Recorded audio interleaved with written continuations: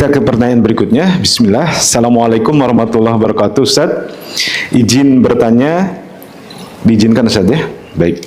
Sedari kecil saya merasa perjalanan hidup saya berat. Saya merasa kadang lelah menghadapi takdir hidup saya. Banyak trauma hidup yang saya alami, sedangkan saya merasa tidak ada yang mengerti apa yang saya rasakan. Bagaimana cara... Tidak ada apa? Tidak ada yang mengerti apa yang saya rasakan, Ustaz. Bagaimana cara mengatasi trauma agar tidak mudah tertengger dengan kejadian masa lalu? Jazakallah khair, Ustaz. Subhanallah jamaah. Yang menyebabkan orang merasa musibah itu bertubi-tubi ya, sejak kecil dia dapat musibah, ujian macam-macam. Ungkapan ini sebabnya dia nggak ngelihat kepada nikmat. Dari tadi dia nggak menyebutkan nikmat Allah Azza wa Jalla. Tadi Anda bicarakan nikmat mata. Ada orang yang lahir buta. Kok nggak buta? Engkau nggak buta. Ini sebuah nikmat yang agung dari Allah Azza wa Jalla. Engkau dilahirkan sempurna, tapi dikasih musibah macam-macam. Maka tolong lihatlah kepada nikmat yang Allah berikan kepada dirimu. Dan agar engkau bisa menghadapi cobaan-cobaan itu, lihatlah kepada yang lebih susah hidupnya dari dirimu. Orang itu selalu mengatakan, aku yang susah saat ini itu. Makanya nanti di materi kedua kita akan bicara tentang bagaimana cobaan-cobaan yang Allah berikan kepada para nabi, supaya kita tahu ternyata musibahmu nggak seberapa. Nggak seberapa. Selalu ada yang lebih berat. Untuk mencapai itu perlu berdoa, minta sama Allah. Allahumma a'inni ala dzikrika wa syukrika. Kita lihat deh. Ya Allah, bantulah aku untuk mengingatmu. Tapi dalam musibah yang diingat siapa? Allah.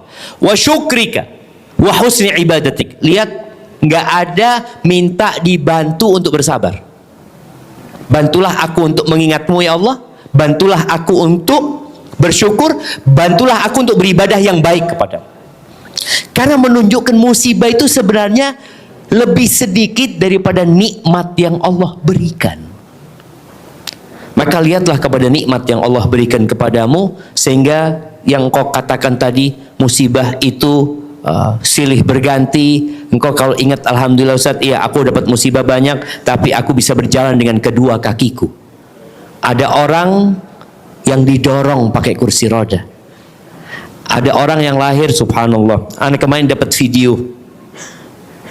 Nanti mudah-mudahan bisa ditampilkan ya. Video seorang bayi lahir punya tangan satu jemaah. Satu tok dia tangan. Kakinya nggak ada, tangan satunya nggak ada. Tapi bagaimana dia bermain sama orang tuanya ya, dirawat sama orang tuanya, ketawa-ketawa dia jemaah. Coba dia nanti melihat orang yang punya tangan dua, punya kaki dua, dan dia lupa dengan tangan satunya, dia tidak akan bersyukur. Ya Allah, orang itu dua kakinya, ana nggak punya kaki, dua tangannya, ana satu tangannya. Coba dia ngelihat kepada yang nggak punya tangan sama sekali, dia akan, ya Allah, alhamdulillah, aku sih duit tangan jamaah. Maka ini harapannya ketika kita mendapatkan musibah yang banyak, yang mungkin dikatakan seakan-akan nggak ada orang yang mengerti ana. Iya, manusia itu susah mengerti kita. Maka anak sering katakan kepada istri anak katakan kepada dia, engkau kalau merasa berat dengan satu cobaan Allah, langsung katakan hasbunallah wa ni'mal wakil. Cuma Allah yang bisa bantu aku. Iya. Engkau kalau curhat sama manusia, ngomong sama fulan, boleh jadi fulan hanya ngasih bensin. Fulan korek. Kopong namanya. Tapi ketika dia curhat sama Allah Azza wa Jalla, hanya Allah yang bisa memahami aku. Iya sebenarnya. Kalaupun engkau ingin curhat, curhatlah kepada orang yang takut sama Allah Azza wa Jalla. Sehingga dia akan memberikan solusi kepadamu dengan solusi yang sesuai dengan syariat. Dan ingat, bukan hanya engkau yang mendapatkan musibah silih berganti. Sekarang temanmu yang duduk di kananmu, di kirimu, boleh jadi dia pun punya musibah, tapi dia membungkusnya dengan senyum, ketawa. Padahal pulang nangis nanti aja mah. Barakallahu fikum. Nah, Jazakallah khair Ustaz atas jawabannya. Kita masih ada waktu, kita lanjutkan pertanyaan berikutnya. Bismillah, assalamualaikum Ustaz. Afwan Ustaz, izin bertanya. Ana sedang berusaha istiqomah untuk bernikah. Hanya saja setiap hari lebaran di momen kumpul atau saling berkunjung, Ana terpaksa lepas nikah. Dikarenakan keluarga besar belum mengenal sunnah dan hanya Ana yang bernikah. Bagaimana Ustaz seharusnya Ana bersikap? Terkadang saya dan suami menghindar untuk tidak berkumpul dengan keluarga besar. Sebenarnya apa hukum acara berkumpul-kumpul di momen lebaran itu Ustaz? Apakah berdosa jika kami menghindari acara-acara tersebut? Jazakallah khairan katsir Ustaz. Masya Allah, barakallahu fiik. Ya, ini kembali kepada hukum asal nikah itu. Ada dua pendapat para ulama. Yang satu mewajibkan, yang satu beranggapan sebuah fadilah yang dianjurkan untuk digunakan. Kalau ikut pendapat yang pertama, maka mau tidak mau harus dipakai dimanapun berada. Tapi kalau ikut pendapat kedua, ya boleh buka tutup. Ketika maslahatnya memang untuk dibuka, silahkan dibuka. Apalagi dikatakan tadi keluarganya belum mengerti sunnah. Orang kalau sudah pakai niqab, apa katanya? Ninja. Kemudian dikatakan ini aliran apa ya? Memang framing di masyarakat itu buruk ya. Berkaitan niqab di beberapa tempat ya. Di subhanallah sekarang tapi enggak sudah jamaah.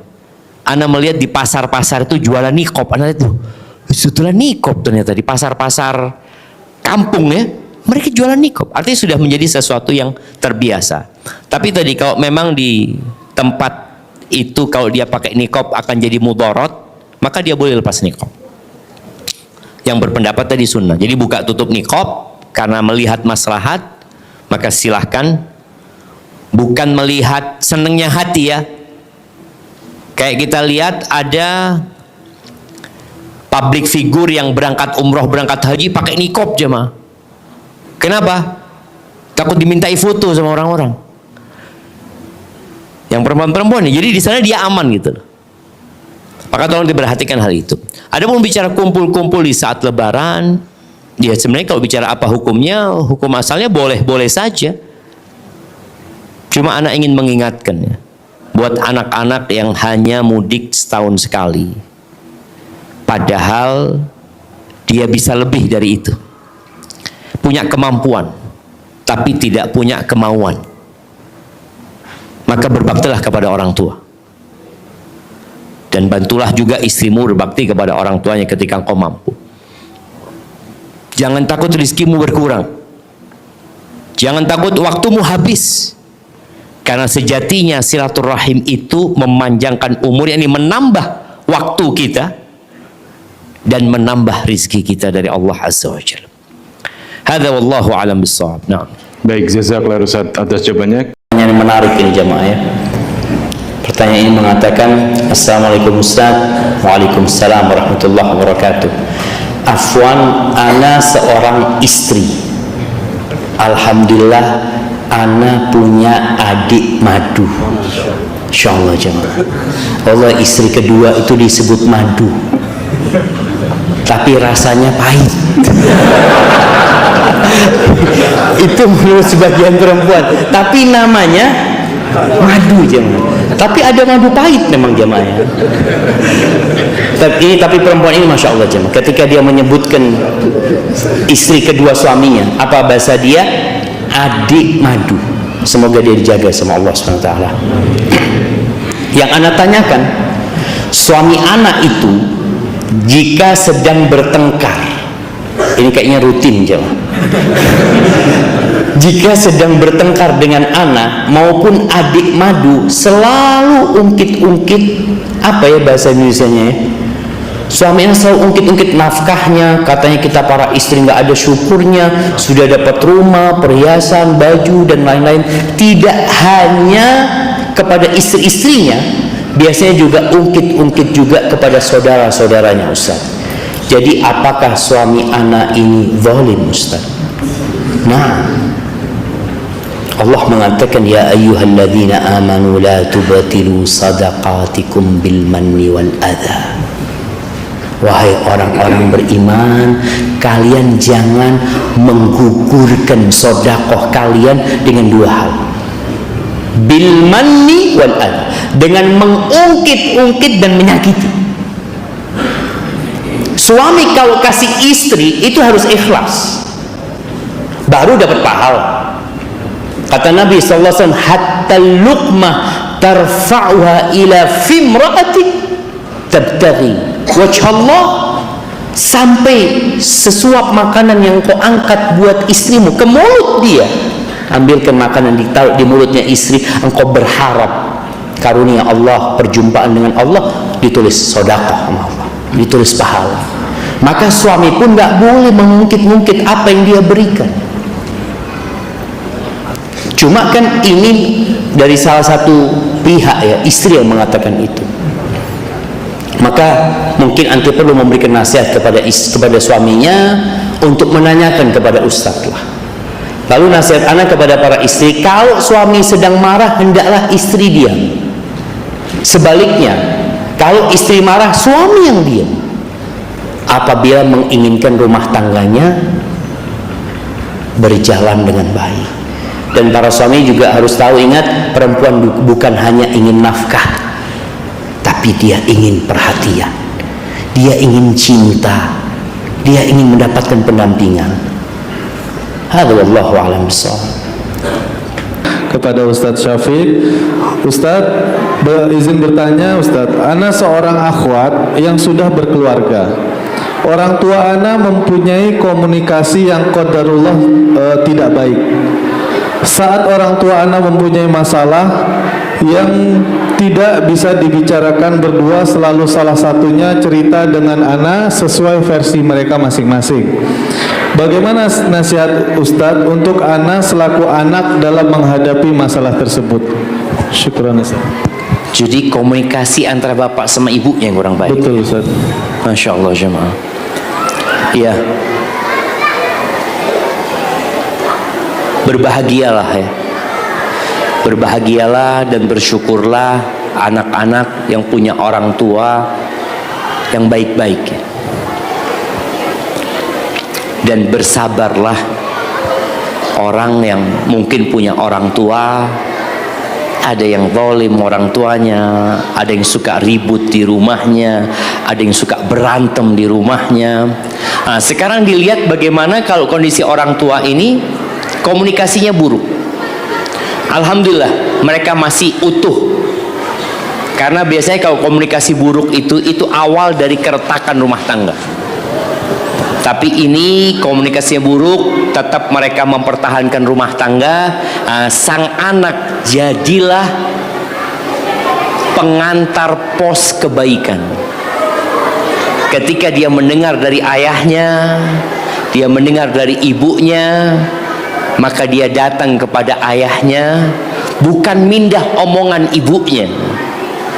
Dia datang ke ibunya bukan memindah omongan bapaknya, tapi bagaimana dia berusaha untuk menjalin cinta dan kasih sayang di antara kedua orang tuanya. Sampaikan, karena di antara bohong yang diperbolehkan itu adalah bohong dalam rangka memperbaiki hubungan antara dua orang yang sedang buruk hubungannya. Maka sang anak datang, alhamdulillah orang tuanya percaya sama anaknya. Maka jadilah engkau perekat kebaikan dan selalu berusaha mendinginkan pihak ayah, mendinginkan pihak ibu. Sampaikan kepada ayah, ya ayah mungkin ibu sedang capek ayah, ibu melakukan itu. Sampaikan kepada ibu, ya ibu mungkin ayah ya lupa ini dan itu. Berbagai macam kebaikan-kebaikan yang kita sampaikan di antara keduanya dengan harapan cinta dan kasih sayang itu tumbuh kembali. Kemudian anak ini, tadi Ustadz Sufyan berpesan ya, masalah doa. Jangan berhenti mendoakan orang tuanya. Yang paling banyak memasukkan ke neraka itu lisan. Boleh jadi ada omongan-omongan orang tua, makian bapak ke ibu, ibu kepada bapak, yang bakal menyeret mereka ke api neraka kelak pada hari kiamat. Boleh jadi sang ibu tidak terima dimaki sama suaminya, sang suami nggak terima juga dimaki sama istrinya, mereka mempertahankan rumah tangga hanya karena anak-anaknya, dan pada hari kiamat boleh jadi mereka akan saling menggugat nantinya. Maka sang anak tolong doakan orang tuanya dan bagaimana dia memperbaiki hubungan di antara orang tuanya. Wallah jamaah, ada satu jamaah kita umurnya sudah 70 lebih, pulang dari umroh cerai. Bayangin ya, sudah tua.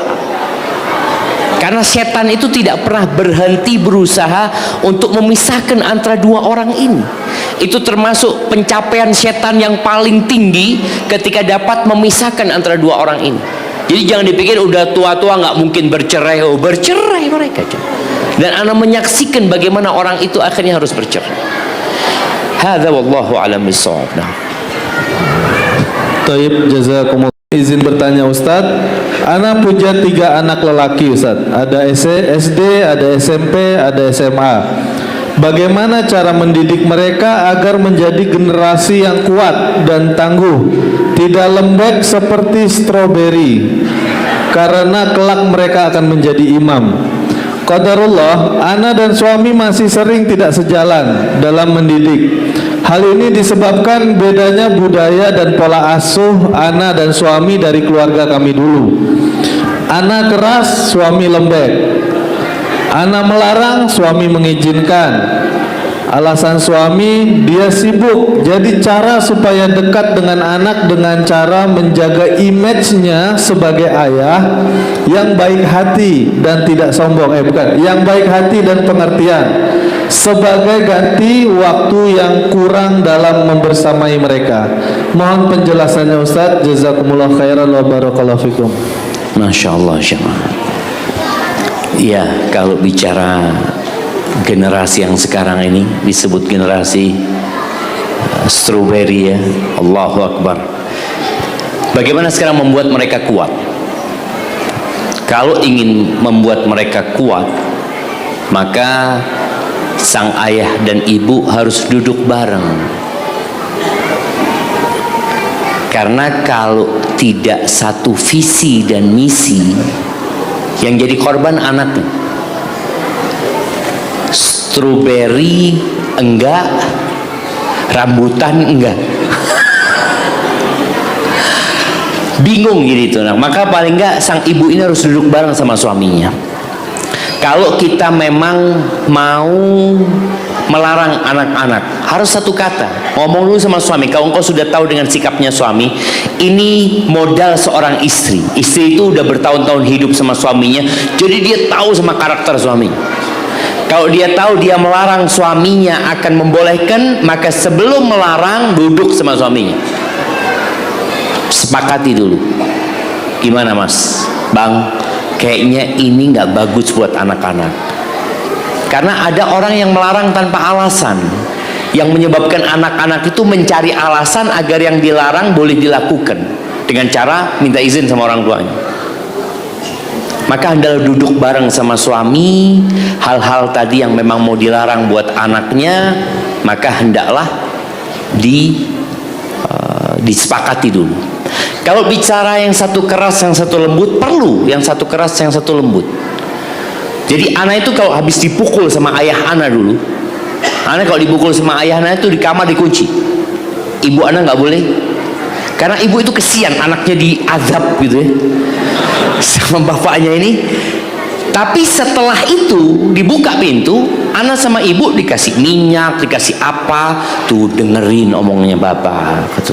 Jadi dia mendukung ayah, tapi dia ngobatin anaknya nih, bukan menyalahkan ayahnya. Berarti masih sepakat, emak yang satu keras, yang ibunya lembut, nggak ada masalah seperti itu. Jadi ini mungkin akan membuat anak itu, jadi kalau dimarahin ayahnya dia datang ke ibunya. Sang ibu bukan marahin, tapi dia mengatakan, memang engkau harus dengar omongan ayahmu gitu loh. Coba engkau pikirkan. Jadi itu yang perlu dikondisikan. Cuma kalau nggak bisa, kesian anaknya tadi jadi korban itu anaknya. Maka perlu sang suami istri itu duduk bareng, menyamakan visi dan misi. Apalagi dikatakan tadi dengan latar belakang keluarga yang berbeda, yang tiap orang ingin membawa cara mereka. Sang istri mengajukan kepada suami, Kalau mungkin kata suami, kayaknya jangan seperti itu. Tadi karena suami jarang di rumah, aku kayaknya harus menjadi orang yang lebih lembut lah sama anak orang. Oke, nggak apa-apa. Tapi kalau aku marah, engkau dukung gitu loh. Jadi tetap sang anak ini kalau dimarahin sama ibunya, dia datang ke bapaknya nggak marahin, cuma mengatakan dengerin ibumu gitu. Jadi paling tidak ada dapat dukungan dari sang ayah. Hadza wallahu a'lam bissawab. Baik, jazakumullah khairan Ustaz. Pertanyaan untuk Ustaz Syafiq. Saat ini Ana merawat anak dari bayi dan sekarang anak tersebut usianya sudah 7 tahun Ustaz. Yang Ana mau tanyakan, kapan waktu yang tepat untuk menyampaikan informasi bahwa kami bukanlah orang tua kandungnya? Yang kedua, bagaimana cara menyampaikan kalimat yang tepat dan bijak agar anak tidak kecewa dan sedih? Dan yang ketiga Ustadz, bagaimana cara mendidik anak untuk bisa bangun subuh Ustadz? Karena ini pekerjaan yang paling sulit untuk membangunkan anak-anak ketika waktu subuh supaya dia tidak marah. Demikian Ustadz, syukran Ustadz. Pertanyaan buat anak 1 apa 3? 3 Ustadz. Masya Allah. Biar pas jam 10 tadi. Masya Allah. Iya, bagi yang nggak punya anak, kadangkala dia ngasuh anaknya orang. Maka yang pertama, pastikan nasab anak itu tercatat. Kalau memang ketahuan orang tuanya siapa. Karena anak itu punya kewajiban berbakti kepada kedua orang tuanya. Dia juga punya saudara mungkin di sana, di mana dia punya kewajiban juga menyambung rahim dengan saudara-saudaranya. Juga ada mahram-mahram dia yang dikhawatirkan nanti ketika dia besar, dia menikah dengan mahramnya. Karena dia nggak dikasih tahu. Itu kalau ketahuan dicatat. Kemudian yang kedua, kalau pertanyaannya kapan ya dikasih tahu itu anak, ya seperti yang Ustaz Sufyan sampaikan tadi, kondisi anak tuh berbeda-beda. Ada yang sudah siap disampaikan ketika anggap umur 12 tahun, karena anak itu sudah dididik dengan benar, dan dia juga sudah siap dengan didikan orang tua tentang keimanan yang kuat, yang mendalam, sehingga bisa disampaikan. Ada kondisi enggak, dia enggak siap. Seperti anak masuk pesantren. Ada anak masuk pesantren, lulus SD bisa masuk pesantren. Tapi ada kondisi enggak ini? Ada yang lulus SMP baru bisa masuk pesantren. Maka mohon diperhatikan kalau bagaimana cara menyampaikan kepada dia agar dia tidak kecewa sama orang tua kandungnya, dan juga tidak kecewa sama orang tua asuhnya. Maka jelaskan kepada dia tentang kebaikan orang tuanya. Sampaikan bahwasanya kami gitu loh yang memang belum dikasih rezeki anak sama Allah ya, kemudian kami ingin memiliki anak, akhirnya kami merawat dirimu ya. Sampaikan kepada dia. Dan juga jangan sampai anak itu kecewa sama orang tuanya, karena kadang-kadang merasa dia dibuang sama orang tua. Yang enggak, orang tuamu tidak buang engkau, orang tuamu sayang sama engkau, tapi kita yang kepingin punya anak yang kita asuh. Dan di sini penting ya, anak itu, anak angkat itu tidak boleh dinasabkan kepada bapak angkatnya. Jadi dia tetap dinasabkan kepada orang tuanya. Sehingga kalau bisa nanti anak itu namanya tetap nama kedua, ketiganya itu nama bapak dan kakeknya dia. Kan sekarang namanya orang Indonesia bisa 3 nama kan? Sudah, sebutkan namanya dia. Sehingga dia tahu dengan nasab dia sebenarnya. Dia menghafal. Dan dia tidak lupa dengan hal itu. Kalau bicara ada yang kecewa kadangkala, ya ada yang mungkin akan bersedih ketika tahu bahwa dia bukan anak kandung ya. Tapi kasih sayang yang diberikan kepada anak-anak insya Allah akan membuat dia tetap tegar dan tetap akan menghormati orang tuanya atau orang tua asuhnya. Baik, yang ketiga apa? Sholat subuh Ustaz. Anak-anak membangunkan anak sholat subuh. Nah, sebagian orang tua ketika menyekolahkan anaknya di pesantren, dia pikir anaknya ini kalau pulang ke rumah, oh subuh bangun gitu kan. Enggak, tetap di pesantren pun dibangunkan dia. Jadi jangan dipikir di pesantren anak itu bangun, dibangunin. Jadi pada orang tua ini, para orang tua ini, ketika anaknya pulang dari pesantren umpamanya ya, di rumah, maka dia harus capek. Dia tahu ternyata musyrif-musyrif, para pembina di pesantren itu capek ngurusin anak-anak. Sampai hari ini anak-anak bangunkan tetap. Bangunkan. Anak sholat qobliyah belum pada bangun. Dibangunkan lagi, duduk. Iya Pak, siap. Bapaknya pergi dikit, tidur lagi. Memang kayak gitu. Tadi Ustaz Sufyan udah bacakan tuh ayatnya tuh. Wa'mur ahlaka bis salati wastabir 'alaiha. Suruh keluargamu sholat dan sabar. Istobir itu sabar ekstra jemaah. Sabar-sabaran. Bukan sekali sabar, terus bersabar. Memang harapan orang tua itu anaknya bangun tanpa dibangunkan. Itu harapan orang tua. Nanti insya Allah anak-anak itu akan faham, dibiasakan dia bangun. Dan diantara cara ya agar anak itu bisa mudah bangunnya, tidur malamnya lebih awal. Jadi usahakan para orang tua itu ba'dal isya, kalau dia kasih handphone sama anaknya, handphonenya diambil semua. Terus anak-anak gak ada kegiatan, kasih buku. Engkau belum bisa tidur, baca buku, baca Quran, baca zikir. Jadi insya Allah kalau tidurnya nggak terlalu malam, subuh dibangunkan mudah. Bahkan bisa bangun tanpa dibangunkan. Kalau kita lihat ya kehidupan di desa yang belum ada listrik, jam 2 itu udah rame kampung itu coba. Kenapa? Habis isya mereka udah tidur semuanya. Jadi ada orang tidurnya udah cukup, istirahatnya cukup, mau ditidurkan lagi nggak bisa tidur. Nah, itu mungkin perlu diperhatikan sama orang tua, bagaimana mengajak anak-anaknya untuk tidurnya lebih awal sehingga mereka bangunnya juga lebih awal, sambil terus didoakan anak-anak itu jamaah. Hadza wallahu a'lam bishawab. Ini Ustaz Kepada Ustadz Syafiq, mohon izin Ustadz, Ana seorang dokter spesialis. Ana punya istri juga seorang dokter spesialis. Ana memiliki masalah kesulitan dalam memimpin rumah tangga. Istri Ana selalu dominan dan berpikir lebih cepat dan lebih dahulu dibandingkan dengan Ana. Masya Allah. Sehingga Ana selalu banyak mendapatkan kesulitan dalam mengambil keputusan, Ustaz. Pertanyaannya, Mohon saran dan bimbingannya, Ustaz. Masya Allah, Masya Allah. Iya, ini mungkin ada kaitannya dengan apa yang disampaikan Ustaz Sufyan tadi ya. Bahwasanya laki-laki adalah pemimpin, tetap pemimpin itu adalah laki-laki.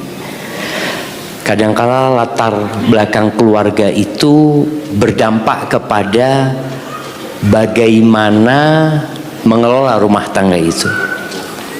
Di beberapa rumah tangga itu yang dominan ibunya. Jadi sang anak ini mendapati orang tuanya yang lebih dominan itu ibunya. Padahal bapaknya yang kasih nafkah sebenarnya. Tapi sang ibu yang ngatur keuangan ya, sang ibu yang nyuruh-nyuruh bapaknya, ada yang model seperti itu jemaah. Sehingga ketika sang perempuan ini menikah, dia ingin mempraktekkan yang dia lihat di rumahnya, di rumah tangga dia. Padahal yang namanya suami itu adalah pemimpin. Apalagi suaminya bekerja. Dan nasihat ana ya, dokter spesialis, istrinya dokter spesialis, jangan engkau akhirnya tidak memberikan nafkah kepada istrimu. Kan dia udah dapat penghasilan, Ustaz. Tetap engkau kasih nafkah. Kalau engkau tidak kasih nafkah, pincang kepemimpinan. Seperti yang Ustaz Sufyan jelaskan tadi, 50% dia jadi suami. Dia berikan nafkah sesuai. Kalau tadi dia kaya, umpamanya memang dia butuh 1 bulan nafkah itu anggap untuk semua itu 50 juta, dia kasih 50 juta. Dia kasih 50 juta plus 20 juta karena aku cinta sama engkau. Jadi ada sesuatu yang membuat istri tahu suaminya ini pemimpin di rumah. Maka walaupun tadi istri lebih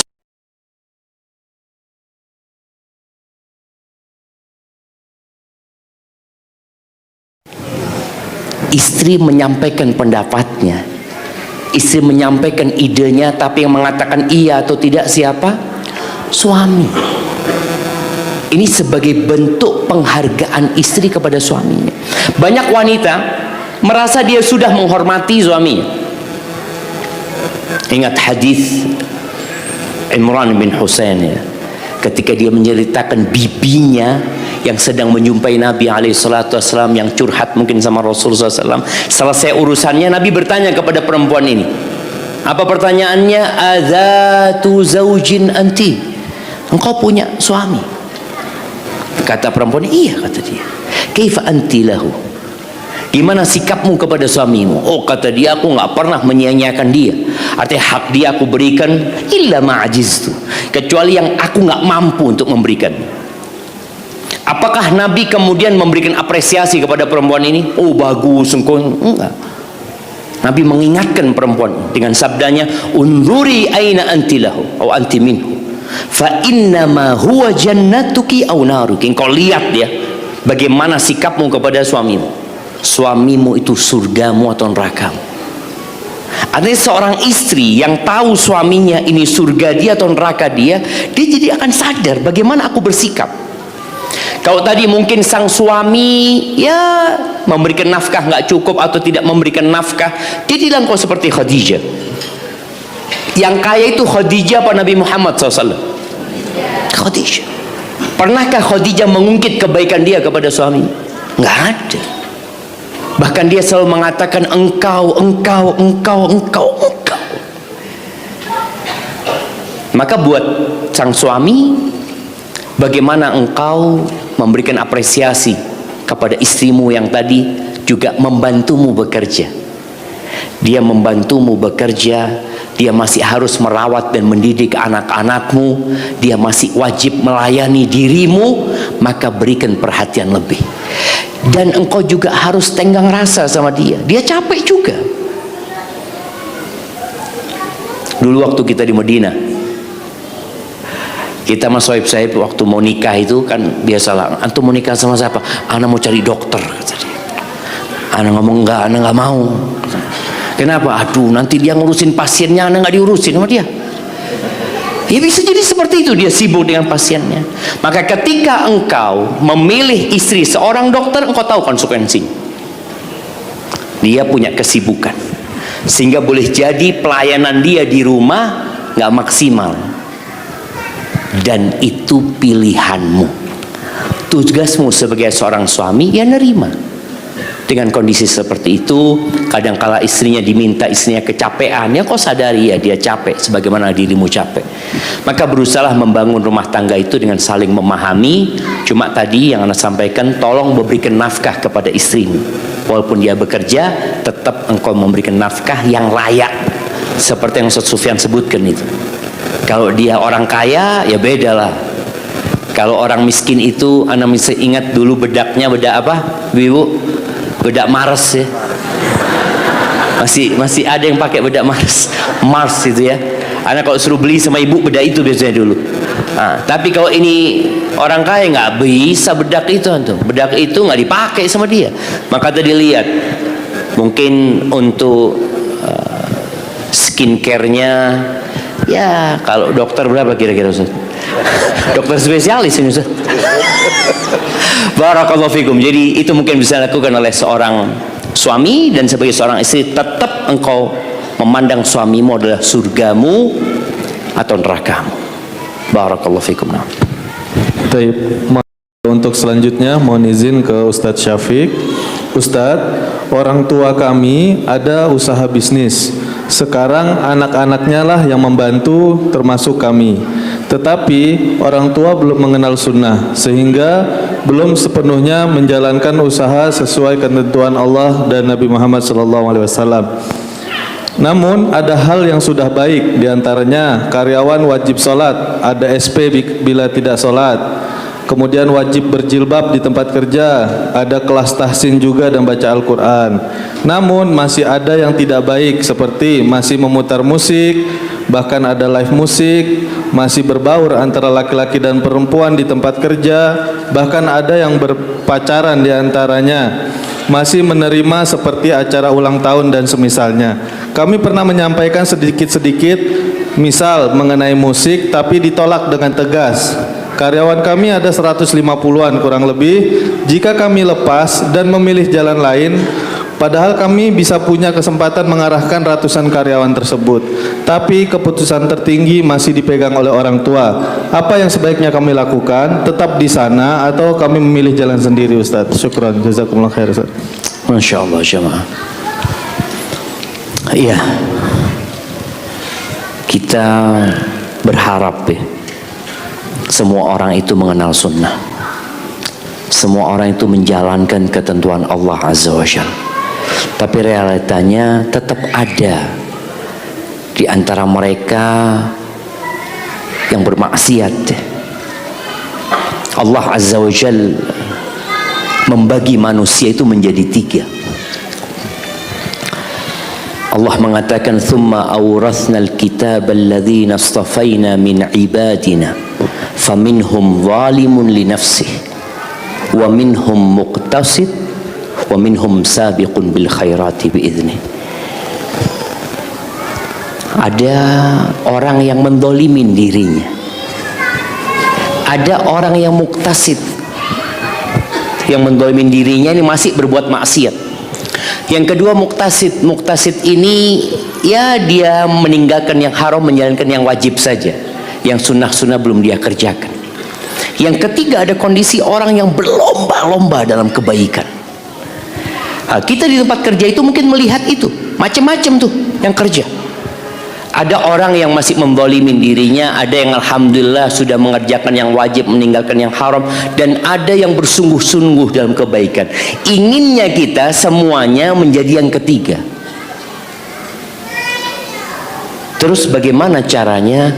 Ya terus berdakwah. Mengingkari kemungkaran itu, kata Nabi SAW, ada tiga martabatnya. Yang pertama, man ra'a minkum mungkaran falyughayyirhu biyadihi, merubah kemungkaran dengan tangan. Yang mendapati kemungkaran maka hendaklah merubah dengan tangannya. Siapa yang mampu merubah dengan tangan? Yang punya kuasa. Seorang ayah di rumahnya dia punya kuasa. Anaknya sedang melakukan kemaksiatan, dia ambil alat kemaksiatan tersebut, umpamanya lagi dengerin musik, dia matikan. Dia bisa melakukan itu karena di bawah kekuasaan dia. Seorang bos di perusahaan, dia yang punya kuasa, dia bisa matikan listrik semua di perusahaan itu. Dia bisa katakan kepada saya pulang semuanya. Dia punya kuasa di sana, maka dia bisa merubah kemungkaran dengan tangannya. Tapi ada yang tidak mampu karena dia tidak punya kuasa, maka hendaklah dia merubah dengan lisannya. Tetap merubah kemungkaran, disampaikan ya. Kalau tadi alhamdulillah orang tua mungkin sudah mau sholat, ketika waktu sholat berhenti semuanya wajib sholat. Yang tidak sholat dapat SP. Ini sebuah pencapaian yang bagus sekali jemaah. Maka berikan apresiasi kepada orang tua, alhamdulillah dia sudah melaksanakan itu. Tapi masih ada tadi kemungkaran-kemungkaran. Bagaimana menghindari kemungkaran ini? Maka dengan mengadakan kajian. Orang itu kadangkala tahu hukumnya nggak boleh, tapi ada orang yang memang nggak tahu hukum. Contohnya bicara musik, kenapa ditolak dengan tegas? Bertahun-tahun nggak ada yang ngomong musik haram. Kok tahu-tahu sekarang ada ustadz ngomong musik haram? Ini aliran apa ini? Betul, mereka akan berpikir ini aliran menyimpang. Padahal dari dulu ulama sudah membahas tentang masalah musik, tapi memang tidak disampaikan. Atau banyak orang yang memang nggak belajar. Jangan bicara musik jemaah. Kita masih ingat kapan jilbab itu ada kayak gini jemaah. Coba tanya sama nenek-nenek yang sepuh-sepuh, kapan mereka pakai jilbab? Tahun berapa? Tahun berapa ibu-ibu? Ibu-ibu pakai jilbab tahun berapa? Nah, yang nenek-nenek anak tanya, Tahun berapa? Tahun 90. 2010. Oh, terlambat banget lah. Nggak, yang sebelum itu Anda mau tanya sama yang nenek-nenek ini. Iya. Peserta paling tua umur berapa ibu-ibu ini? Ada yang umur 80? Umur berapa? 70. Coba kasih mic yang umur 70. Nah, kasih mic, kasih hadiah juga.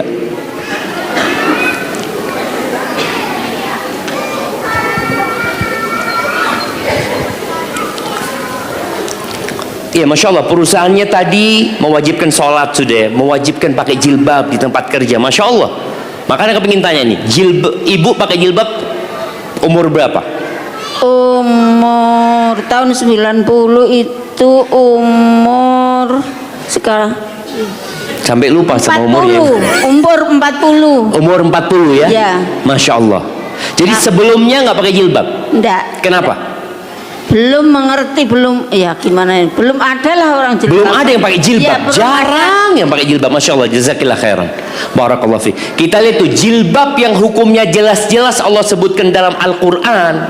Yang kita baca tiap hari itu Quran. Yang kita haktamkan itu Quran. Umat Islam tidak menjalankannya. Tahun 8990 itu muncul jilbab ya, sampai ada buku revolusi jilbab ya. Bagaimana 300 siswi SMA dikeluarkan dari sekolah gara-gara pakai jilbab. Presidennya muslim, menteri agamanya muslim, menteri pendidikannya muslim, tapi anak-anak dikeluarkan karena dianggap mereka menyelisihi aturan negara. Negaranya orang-orang muslim semuanya. Maka di sini kita perlu mentoleransi orang-orang yang belum ngerti. Apalagi bicara musik nanti ada yang mengatakan, oh kan sebagai ulama membolehkan. Maka engkau sabar. Engkau sabar di sana, sampaikan kepada orang tua gimana untuk meningkatkan iman dan takwa karyawan ini. Kita buat bukan tahsin saja, tapi kajian bulanan. Dimulai dengan memantapkan keimanan. Tafsir juz amma umpamanya. Udah kajian tafsir juz amma. Jadi kalau bicara tafsir ini semuanya sepakat. Tafsir juz amma dikuatkan keimanan mereka.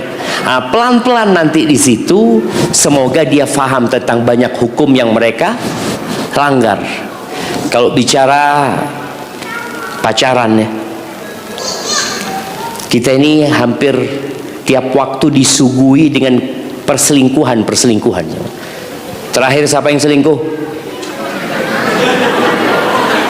Nah, mama, siapa yang selingkuh? Siapa namanya? Siapa namanya? Ana nggak tahu namanya. Lupa Ana. Sebelumnya selingkuh lagi. Kenapa? Karena memang kondisinya itu mengantarkan kepada perzinaan. Kumpul laki perempuan di sana, tidak dipisahkan di antara mereka. Yang perempuan tidak memakai jilbab, yang laki matanya jelalatan. Padahal Allah perintahkan untuk menundukkan pandangan. Nggak boleh laki perempuan berduaan, kecuali yang ketiganya adalah syaitan. Ada banyak hal yang memang menciptakan itu perzinaan. Maka di sini lagi engkau bagaimana ngomong sama orang tua, kita memisahkan mereka untuk menyelamatkan mereka sebenarnya. Tapi proses tadi pelan-pelan, sholatnya udah benar, alhamdulillah. Insya Allah sholat yang benar itu mencegah dari perbuatan keji dan mungkar. Maka harapan ana, antum sabar tetap di situ sambil perlahan-lahan.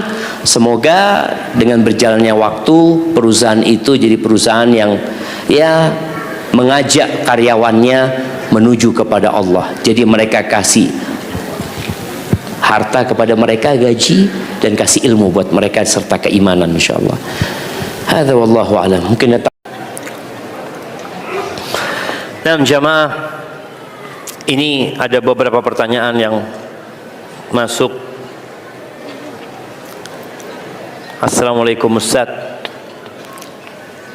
Mengapa Allah berikan pahala tanpa batas bagi orang-orang yang mengamalkan kesabaran dibanding amalan lain? Tadi disebutkan jamaah, sabar ini pahit, berat. Dan tidak ada batasnya, nggak ada orang sabar menghadapi musibah itu. Kayaknya anak nggak kuat sudah, Ustaz. Bunuh diri.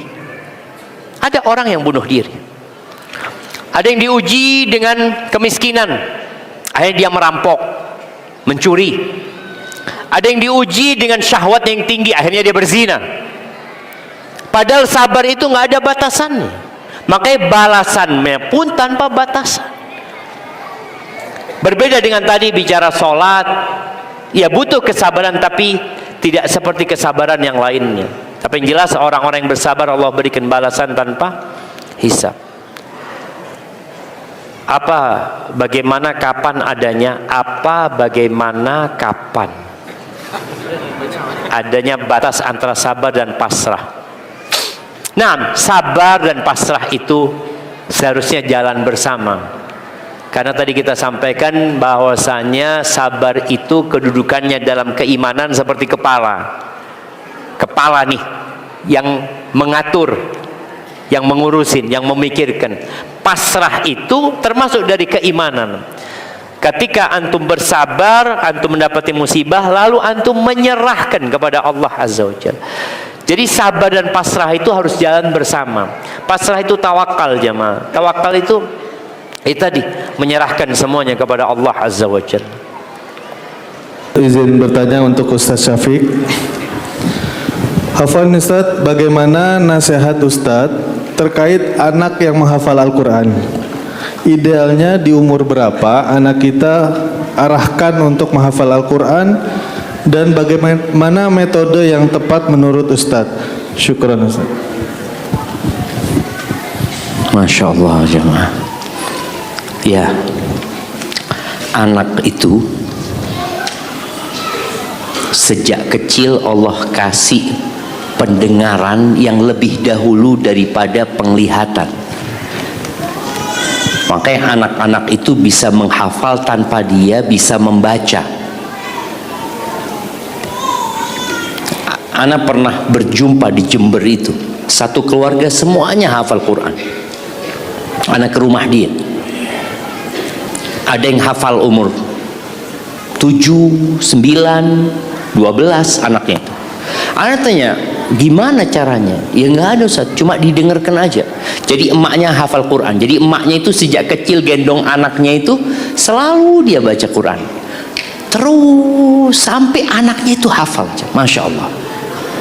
Sekarang ini alhamdulillah dengan adanya kaset ya, dengan adanya MP3 itu bisa diperdengarkan kepada anak-anak. Jadi dia memang belum bisa baca tapi dia sudah bisa mendengarkan. Jadi kalau bicara sejak umur berapa, ya sejak dia bisa mendengar sudah mulai diperdengarkan Al-Quran kepada anak-anak tersebut. Kemudian anak-anak itu juga sejak kecil sudah bisa banyak bahasa. Dia bisa menerima. Ibunya ngomong bahasa Jawa, bapaknya ngomong bahasa Madura atau bahasa Sunda, anak itu bisa diajak komunikasi dengan bahasa yang bermacam-macam ketika dia masih kecil. Dia memang dikasih kelebihan itu ketika masih kecil. Baik, jadi mulai umur berapa? Ya tadi, sejak dia bisa mendengar, mulai orang tuanya memperdengarkan Al-Quran buat anak-anaknya. Insya Allah anak-anak ya akan hafal sesuai dengan kekuatan hafalan dia.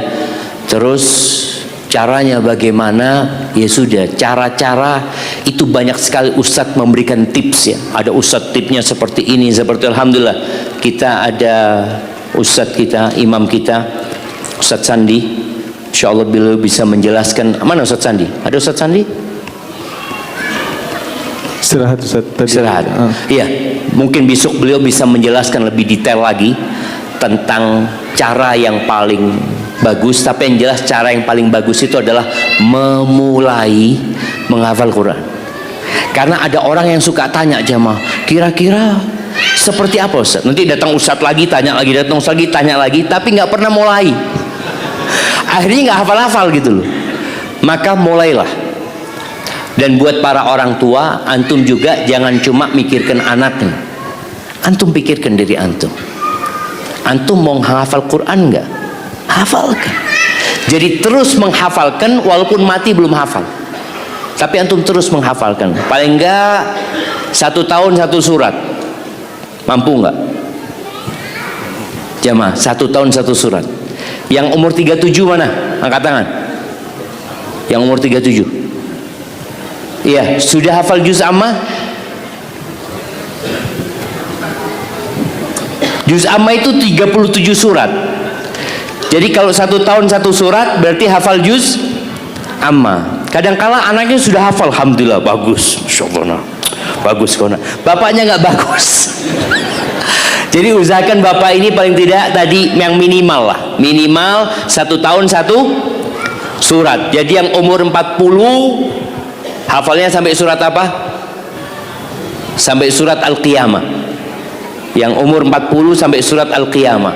Nanti umur 41 tambah lagi 1 surat, tambah lagi 1 surat. Jadi insya Allah dapatlah hafalan itu Quran, anaknya hafal, orang tuanya hafal, insya Allah jadi ahlullah wa khasatu, jadi keluarga Allah dan orang-orang khususnya Allah ya. Barakallahu fikum, mungkin seperti itu. Wallahu a'lam. Baik, jazakumullah. Afwan Ustadz, izin bertanya, bagaimana cara praktis untuk tetap sabar dan bersyukur ketika melihat orang lain sepertinya lebih sukses menurut standar dunia? Dan apakah ada tips dari Rasulullah Shallallahu Alaihi Wasallam untuk menerima kenyataan pahit tanpa kehilangan semangat beribadah? Jazakumullahu khairan. Subhanallah jamaah. Iya. Kalau bicara bagaimana kita tetap bersyukur dan bersabar, tadi sebenarnya udah disampaikan ya. Di antaranya adalah beriman dengan takdir Allah Azza wa Jal. Yang kedua berkaitan dengan memandang kepada yang di bawah kita. Lalu berziarah kubur, itu menjadi bahan bakar kuat agar kita bisa melanjutkan kehidupan ini dengan prinsip tadi, bersabar dan bersyukur. Tapi kalau kita tidak mengikuti tips yang diberikan Nabi SAW, maka kita akan menderita. Orang kaya itu tetap akan menderita kalau ternyata dia tidak memandang kepada yang di bawahnya. Sampai ada cerita salah satu dari salafus saleh ya, dia mengatakan, aku itu kumpulannya orang kaya. Biasalah orang kaya kumpulnya sama orang kaya. Ketika kumpul sama orang kaya, aku selalu merasa kurang. Temanku baru beli mobil, temanku baru beli ini, beli itu, macam-macam. Akhirnya dia ingat dengan wasiat Nabi SAW. Wasiat Nabi kepada Abu Dzar itu, awsani bihubbil masakin waddunu minhum. Aku dikasih wasiat agar aku cinta kepada orang-orang miskin dan duduk sama mereka, dekat sama mereka. Akhirnya kata orang ini, ketika aku duduk sama fakir miskin, wallah aku sangat bersyukur kepada Allah Azza wa Jalla. Maka rubah kumpulanmu. Ketika kumpulannya perempuan-perempuan yang hanya memamerkan kekayaan, yang ketika datang dia bawa tasnya, ketika tanya dia tunjukkan gelangnya. Kan ada orang yang bicara selalu yang dia lihat, oh baru beli ya, berapa harganya? Maka hindarin itu. Engkau akan bersyukur. Kumpullah sama orang-orang miskin. Dan ana merasakan sendiri dalam rumah tangga ana. Dulu jemaah, ada satu mahasiswa. Ya banyak mahasiswa yang susah hidupnya. Ada satu mahasiswa. Ana pesan sama istri ana, tolong datang ke rumahnya. Dia datang ke rumah. Setelah datang dia laporan, bang, subhanallah bang, itu punya uang hanya sisa 2.000 rupiah dan nggak tahu yang mau dimakan hari itu. Sudah berkeluarga mahasiswa. Kemudian di rumahnya bang, ya Allah kayak kandang ayam rumahnya bang. Ketika orang seperti ini, maksudnya dia datang ke tempat orang-orang susah, engkau akan bersyukur kepada Allah. Kemudian jangan masuk pasar kecuali ada perlunya. Pasar itu tempat yang paling dibenci sama Allah Azza wa Jalla. Ketika ada perlunya silahkan. Dulu Dulu generasi Ustadz Muhammad, Ana ya, kita ke pasar, ada orang-orang ke pasar itu tujuannya bukan belanja, tapi apa? Cuci mata. Dulu gitu istilahnya. Ngapain? Jalan-jalan lama. Cuci mata. Mereka mungkin cuci mata ngelihat yang haram-haram atau ngelihat yang halal. Ngelihat barang-barang yang dijual ini dan itu. Sekarang pasarnya ada di tangan kita. Jangan pernah masuk ke Shopee, ke Tokped, apalagi marketplace yang ada. Jangan pernah masuk ke sana kecuali engkau punya niat mau beli sesuatu. Aku mau beli sandal. Udah, tulis sandal. Benar cuma.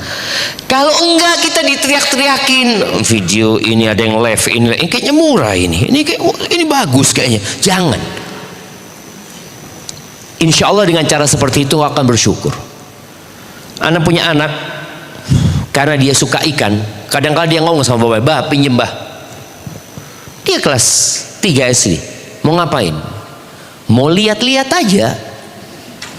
Terus ya mungkin masukin keranjang nanti bah, kata dia. Awalnya mau lihat-lihat, dia suka ikan, akhirnya dia mau beli ikan. Enggak, jangan Yusuf. Yang ada ini dilihat. Ikan yang di akuarium itu, ini yang dilihat. Jadi subhanallah, ketika orang itu melihat kepada yang tidak dia miliki, maka dia akan kehilangan yang dia miliki. Ana ulangin. Ketika seorang melihat kepada sesuatu yang tidak dia miliki, maka dia akan kehilangan apa yang dia miliki. Dia sudah punya motor, tapi tatkala dia melihat kepada motor orang lain, hilang motor dia ini, nggak ada. Pakaian sama, handphone pun sama, hilang, nggak ada harganya handphone ini. Maka tolong yang ada jadikan sebagai bahan kebahagiaan, tanpa memandang kepada yang lainnya. Jadi seperti itu.